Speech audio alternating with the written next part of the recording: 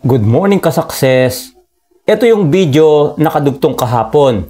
Kung ikaw ay nauubusan ng idea sa paggawa ng content o video o nag-ahabol ka sa oras dahil sa sobrang dami nating ginagawa sa bahay, may mga lakad tayo sa labas. So ito yung paraan, ipapakita ko kung paano mo gawin yung dating post mo na gawin mong short video, gawin mo siyang reels. So, sa next slide, papakita ko sa iyo kung paano natin gagawin. Tulad ko, ngayon, after kong ginawa ito, mabilisan ko lang gagawin. May mga lakad tayo, aalis tayo ng bahay. Kaya at least, kahit isang post lang, isang araw, may magagawa ka kahit mabilisan lang. So, next slide na tayo para ipakita ko na sa iyo yung gagawin natin. Next slide tayo. Ayan ka-success, pupunta tayo sa Facebook. Pindutin mo yung Facebook. And then guys, pupunta tayo sa may hamburger sign. Ito, pindutin mo yan. Pagka-pindut mo, punta tayo sa professional dashboard. Ulitin ko lang, gagawin natin yung dating post mo na short video or reels. Scroll mo pataas. Scroll natin pataas. Yan, lagay ko bandang gitna. Kasi nakalagay dyan guys, recreate from your top post. Ayan. Tapos, get the most value out of your content and reach more people by transforming your videos into reels. Sabi dito, magke-create pa tayo ng reels video sa dating mga post natin, sa mga top post. So, ayan guys. Tignan mo ito, nakalagay dyan. Yung una na lang yung gagawin natin para hindi tayo masyado mahirapan. Pero pwede ka ring maghanap ng gusto mong i-post dito sa may baba. Dito lang ha. Ayan, sa may ginit na ako, browse video. I-click mo yan.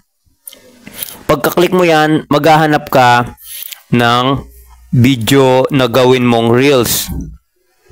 So, i-back natin. Ang gagawin ko kasi guys, yung pinakataas niya, ayan, create reels, dashboard, check tayo para makita mo rin sa'yo. Yun guys, i-click ko yung create reel, ayan. Tapos, para sa mga baguhan na hindi pa alam to guys ha, para may idea sila, para magawa din nila sa mga account nila. So, next natin, ayun, next.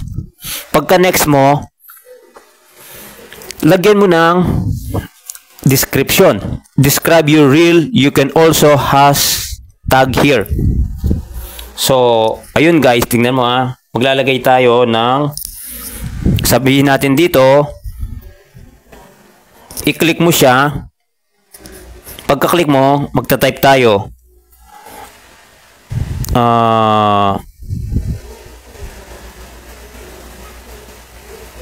Short video ito, yung buo, wait lang, click mo lang yung watch video.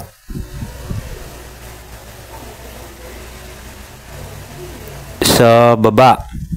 Yun guys, para alam nila na itong papanoorin nila short video lang, kasi may nakalagay dito sa video ito na gagawin mo, may gumagalaw na watch video. I-click mo lang yun para mapunta ka dun sa long form video. So, i-click na natin, i-back na ito guys, ito arrow pala, sorry. Oops, sorry. Keep editing. Ayun, pinakita ko lang kasi nakalagay dito guys, connect your reel to the video. Ayan, naka-on siya, yung blue. Tapos, share reel. Ayan, pindutin mo yung share reel para ma-post na ito sa reel video mo. Click muna natin. So, back to camera tayo. Ayun ka-success. Ganun lang siya. Pero yung video na pinakita ko sa inyo ay ayun, na-post lang siya ngayon. So, titignan natin kung na-post na. Kasi kanina ayaw pa. So, ganun lang guys. Kung hindi mo nasundan uulitin mo lang itong video ito para pag naubusan ka ng idea sa paggawa ng video, yung dating post mo, uulitin ko lang, gawin mong short video. So, next slide tayo para pakita ko yung ginawa nating short video. Next slide tayo. Yun ka-success, pupuntahan uli natin yung pinost natin para mapakita ko sa'yo. I-click mo yung Facebook. Pagka-click mo yung Facebook, pupunta tayo sa Facebook wall. Ayan, pindutin mo yan. Pagka-pindot mo, tignan natin kasi nakita ko na post na siya eh. Na-upload na. So, ayan guys, nakalagay yan. Yan. Ayan, Robin Zero kay Reels 3 minutes. Ayan. Yun yung pinost natin ngayon 3 minutes ago. So, yun lang guys. Sana may natutunan ka sa video ito para pag nauubusan ka ng video, ganun lang ang gawin mo. So, kita-kits tayo sa next video. Bye-bye and God bless po. Thank you.